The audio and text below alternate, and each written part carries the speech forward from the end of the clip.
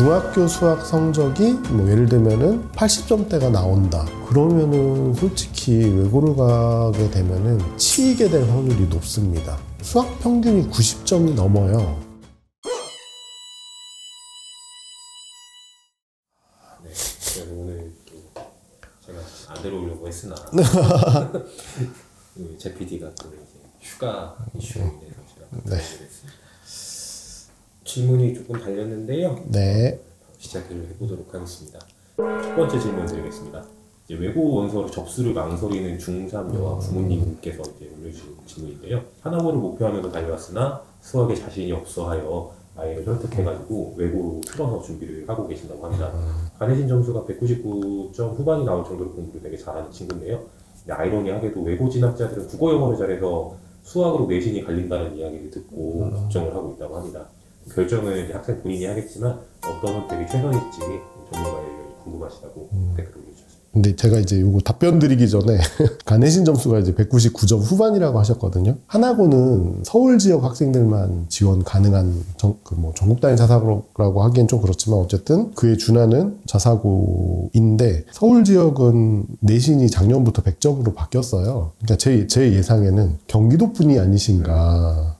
경기도는 지금 200점대로 나오고 있고 그냥 요건 이제 높아심에서 경기도 분이 혹시 하나고를 목표로 했던 게 아닐까. 그런 와중에 어쨌든 전국 단위 자사고하고 외고 중에서 이제 고민을 하시는 거잖아요. 외고로 틀었는데 국어 영어는 잘하지만 이제 수학에서 성적이 안 나온다라고 이렇게 말씀을 하시거든요. 수학에 어느 정도 자신이 없는지 그게 먼저 우선적으로 점검이 필요할 것 같아요. 수학에 자신이 없는 친구들이 외고를 선택하는 비중이 높기는 해요. 아무래도 전국 단위 자사고는 다 잘하는 친구들이 가는 학교가 맞고 대신에 외고는 상대적으로 뭐 수학이라든지 과학 쪽에 좀 취약한데 쪽 문과 계열의 과목들을 좀 잘하는 친구들이 가는 학교인데 근데 걔 중에서도 진짜로 수학을 잘하는 애들이 있거든요. 그러니까 수학을 진짜 막 70점, 80점 맞는 애들이 외고를 가는 게 아니고요. 상대적으로 수학을 조금 덜 좋아하거나 그런 친구들이 외고를 가는데 중학교 수학 성적이 뭐 예를 들면은 80점대가 나온다. 그러면은 솔직히 외고를 가게 되면은 치이게 될 확률이 높습니다. 대원외고 같은 경우에는 수학 평균이 90점이 넘어요. 평균이. 근데 이제 이 친구 같은 경우에는 예를 들어 어머님이 이제 수학에 자신이 없다라고 했는데 중학교 수학 점수가 뭐 80점대가 나온다라고 하면은 대원외고뿐만이 아니고 그 다른 어떤 외고를 가더라도 조금 힘들 확률이 좀 높습니다. 근데 이제 만약에 5등급제인데 수학에서 뭐 예를 들면 4등급, 5등급이 나온다. 그러면은 만회하기가 힘들죠. 어느 정도 수학을 한 2등급에서 3등급 내로 버텨주는 그게 있다라고 하면은 뭐 외고 가도 상관은 없을 것 같아요. 근데 이제 너무 자신이 없다라고 하니까 그게 그 수준이 어느 정도인지 먼저 확인해 보고 그렇다고 해서 뭐 영어나 국어에 비해서 조금 뭐 좀 자신이 없을 뿐이지 그래도 평균 이상이다라고 하면은 저는 나쁘진 않을 것 같아요. 네,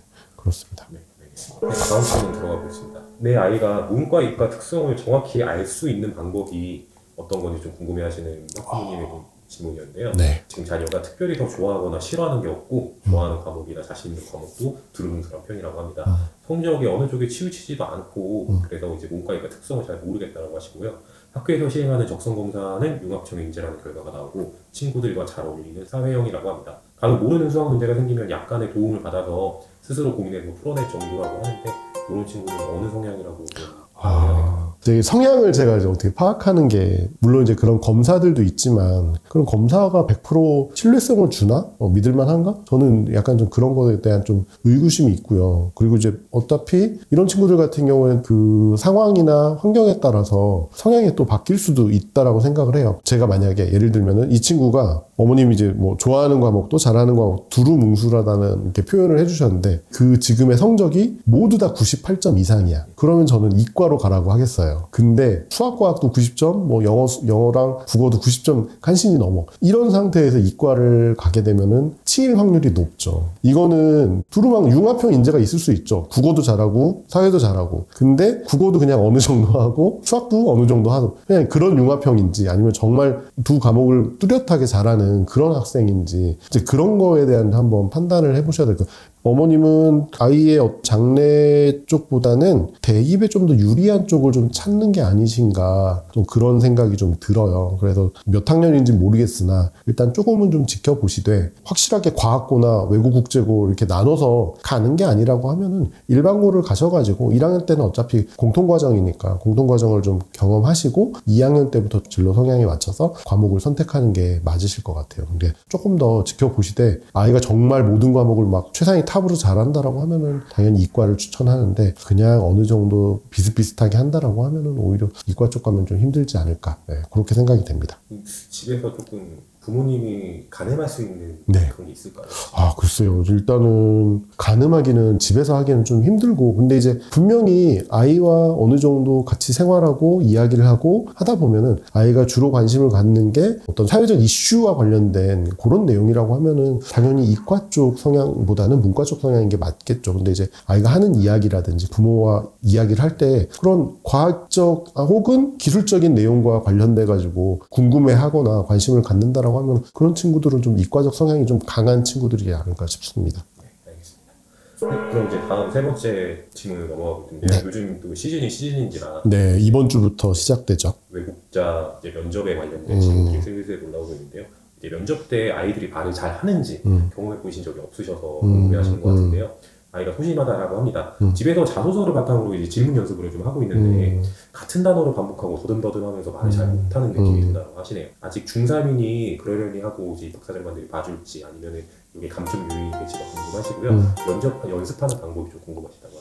그러니까 이 친구는 소심한 성향의 친구예요. 뭐 여학생인지 남학생인지 모르겠지만, 근데 소심한 친구들도 면접에 합격하는 사례들이 있어요. 소심하다라고 해서 본인이 해야 될 말을 못하는 아이가 있고, 또 그렇지 않은 아이들도 있거든요. 남들 앞에서 이렇게 좀 크게 이야기를 못할 뿐이지, 질문을 받고 그 질문의 핵심을 캐치해서 본인의 생각을 논리적으로 이렇게 구성해서 답변하는 친구들은 합격을 해요. 외고나 국제고 이런 자사고에 가는 친구들이 모든 학생들이 다 리더십이 있고 자기주도적이진 않잖아요. 그렇기 때문에 면접에서 본인의 생각을 아주 조용한 소리지만은 이야기하는 친구들은 합격하는 사례들이 있습니다. 그런 친구냐 아니냐를 봐야 되는데, 이 친구 같은 경우에는 소심한 친구인데 같은 단어를 계속 반복한다라고 했어요. 단어를 반복한다라는 거는 본인 생각이 논리적으로 정리가 안 되어 있을 때 머릿속에서 계속 한 단어만 이렇게 맴도니까 그걸 가지고 이제 답변을 이제 구성하려고 하는 거거든요. 이제 그럴 경우에는 이 친구는 연습이 안 되어 있을 수도 있는 거고, 자기 생각을 논리적으로 잘 구성하고 정리하는 게 조금은 서툴어서 그럴 수도 있을 것 같아요. 그래서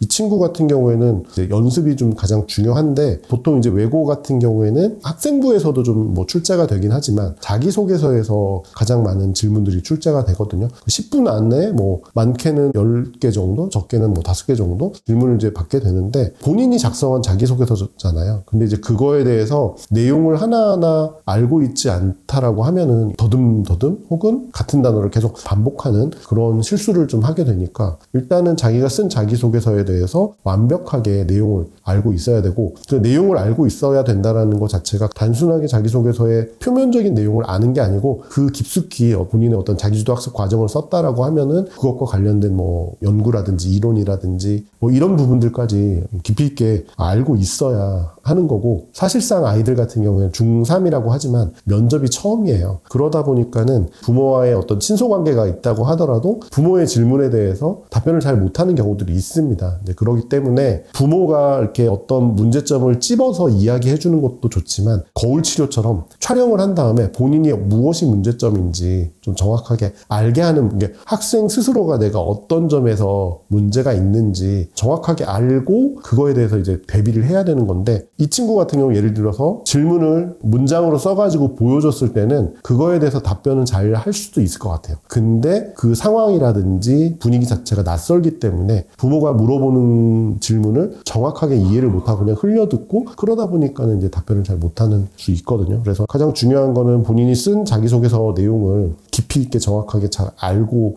대비하는 게 좋고, 그런 다음에 이제 예상 문제를 좀 많이 뽑아서 연습을 하는 수밖에 없을 것 같아요. 그리고 이제 소심한 아이이기 때문에 때문에 부모 앞에서도 큰 소리로 답변하지 못하면은 실제 면접장 가서는 더 기어 들어가는 소리로 이렇게 말하게 되거든요. 입학 담당관도 좋게 평가하지 않을 수도 있고 하니까 일단은 자신감을 갖게 하는 게 좋을 것 같고, 그러기 위해서는 좀 경험을 좀 많이 하고 본인이 무엇이 문제점인지 좀 촬영을 통해 가지고 한 번 정도 이렇게 보면서 부모랑 같이 이야기하시는 게 좀 좋을 것 같습니다. 촬영이라는 게 어려운 것도 아니잖아요. 그쵸. 핸드폰으로 그냥 한 다음에 한 10분 하고 그거에 대해서 부모님의 이제 일방적 피드백보다는 같이 한번 이야기해보는 거죠. 여기서 어떤 점이 문제점인지, 왜 그렇게 이야기를 했는지, 계속 이렇게 답변을 반복하거나 같은 단어를 반복하는 이유가 무엇인지 머릿속으로 정리가 안 된 상태라고 하면은 아무리 면접을 연습한다고 해도 안 돼요. 그런 부분들은 본인이 한번 예상 질문을 만들어보고 그거에 대한 답안을 한번 좀 머릿속으로 구상해보는 시간을 좀 가진 다음에 면접을 실제 해보는 게 좀 좋을 것 같습니다. 네,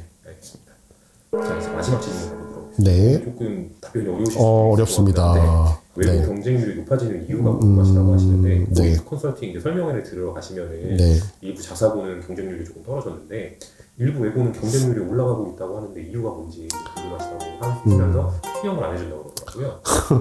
설명을 안 해주는 이유는 정말 몰라서 그런 거죠.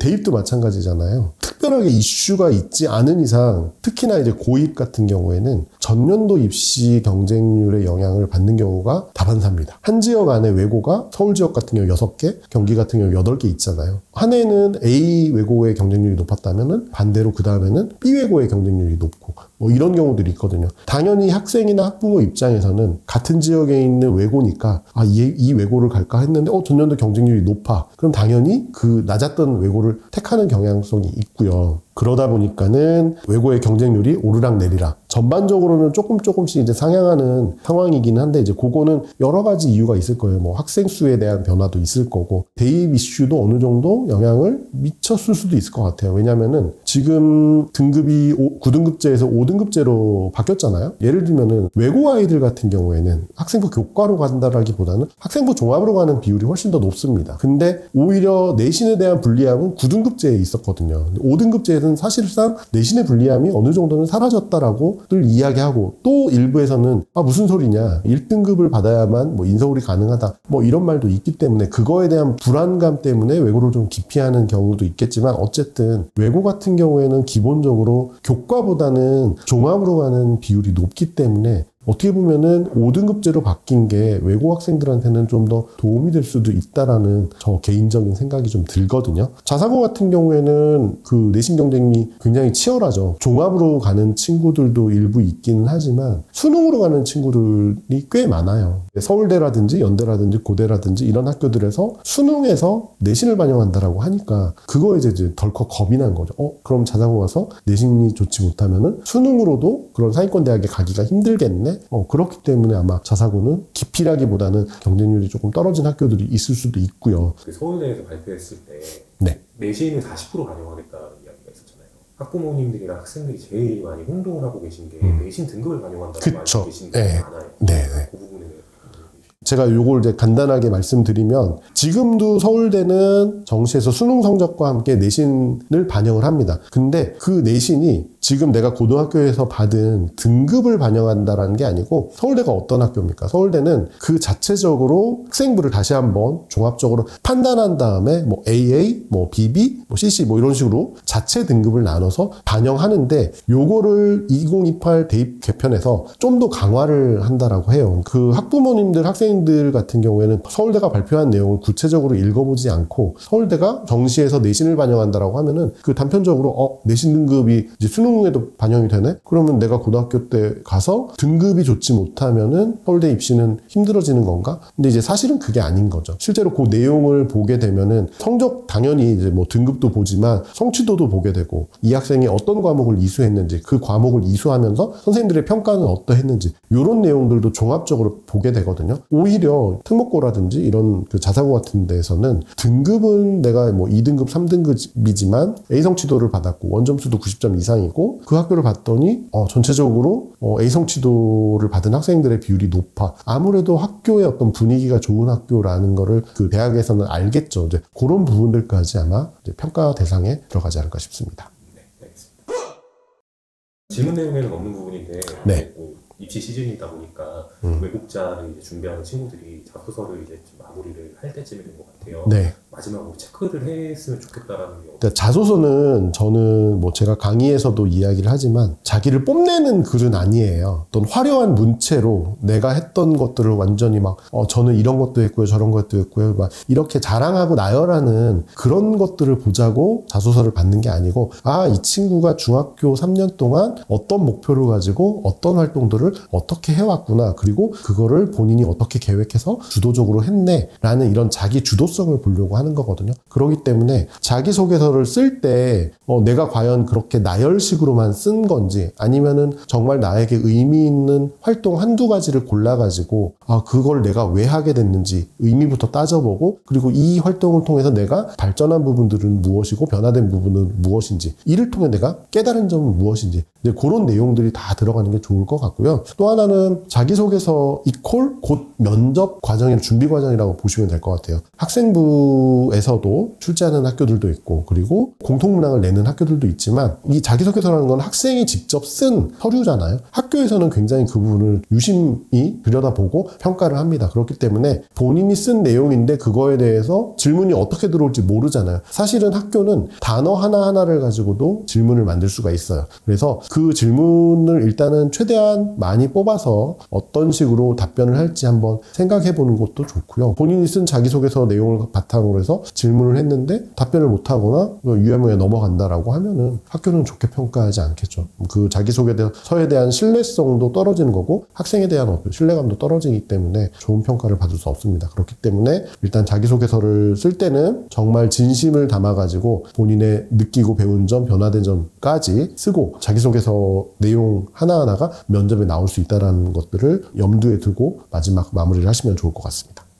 네, 이제 이번 주부터 뭐 서울 지역 외고라든지 그리고 전국 단위 자사고 원서 접수가 시작이 되고요. 빠르면 뭐 10월 15일부터 학교별로 면접이 시작이 되는데, 이제 한 보름이 채 안 남았죠. 한 열흘 정도 남았는데, 남은 기간 동안에 새로운 걸 하려고 하시기보다는 자기소개서를 통해서 일단 최대한 많은 문제를 좀 뽑아보신 다음에 핵심 키워드를 뽑아가지고 그 키워드 내용들을 정리하고 준비를 하시면은 면접 준비에 도움이 될 것 같습니다. 면접을 준비하면서 최악은 뭐냐면은 모범 답안을 쓴 다음에 그걸 통째로 외우는 거예요. 이제 그런 부분들은 사실상 면접에서 똑같이 문제가 나올 리도 없거니와, 나온다 하더라도 실제 면접장 분위기와 뭐 집에서 연습할 때는 다르기 때문에 완전히 답변 자체가 어그러지거든요. 그렇기 때문에 어떤 항목은 어떤 키워드를 가지고 어떻게 내가 답변을 하지, 요런 얼개를 가지고 좀 면접 준비를 하신다라고 하면은